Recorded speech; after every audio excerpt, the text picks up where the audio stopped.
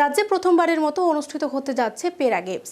শুক্রবার স্বামী বিবেকানন্দ ময়দানে খেলো ত্রিপুরা প্যারা গেমসের আনুষ্ঠানিক উদ্বোধন করলেন মুখ্যমন্ত্রী ডক্টর মানিক সাহা।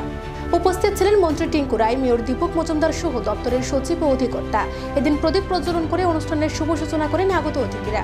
এরপর শুরু হয় মনোজ্ঞ সাংস্কৃতিক অনুষ্ঠান। এরপর দিব্যাঙ্গজনদের মধ্যে চলন সামগ্রী বিতরণ করা হয়, ইউনিক ডিসেবিলিটি আইডিও প্রদান করা হয়, আর্থিক সহায়তার জন্য চেকও দেওয়া হয়।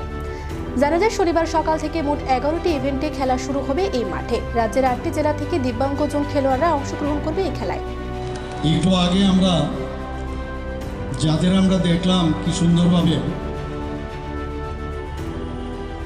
ওরা গান পরিবেশন করলেন, নৃত্য পরিবেশন করলেন।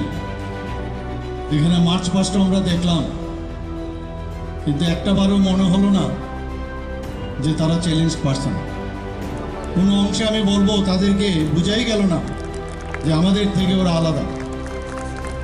সাধারণ মানুষ যেভাবে চলাফেরা করে, যেভাবে কথা কয়, যেভাবে ওদের বডি ল্যাঙ্গুয়েজ, সব কিছুই আমার কাছে মনে হলো যে ইচ্ছে করলেই যদি তাদেরকে সুযোগ সুবিধা দেওয়া যায় এবং তারাও এই সোসাইটি পার্ট অ্যান্ড পার্সেল, এটা আজকে কিন্তু এখানে প্রমাণ হয়ে গেল।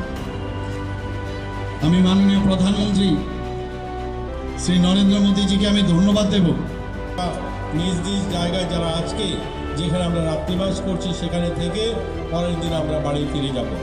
আমাদের এই দুদিনের অনুষ্ঠানের মধ্যে দিয়ে দিব্যাঙ্গ ভাই বোন যারা এখানে উপস্থিত হয়েছেন, খেলাধুলার সঙ্গে সঙ্গে আমরা তাদের সম্বন্ধিত অনেকগুলো পরিষেবা দেওয়ার ব্যবস্থা গ্রহণ করা হয়েছে। আমরা তাদের জন্য যেমন ফুটবল, ক্রিকেট, দৌড় প্রতিযোগিতা, মিউজিক্যাল বল, মিউজিক্যাল চেয়ার সহ আর অনেকগুলো খেলাধুলার আয়োজন করা হয়েছে। এছাড়া থাকছে দিব্যাঙ্গ ছাত্রছাত্রীদের জন্য মুখ্যমন্ত্রী মেধাবী পুরস্কার, দিব্যাঙ্গজনদের জন্য ইউআইডি কার্ড, দিব্যাঙ্গজনদের জন্য নিরাপত্তা পেনশন। ইতিমধ্যে রাজ্যে 15,376 জন যারা পেনশন পান।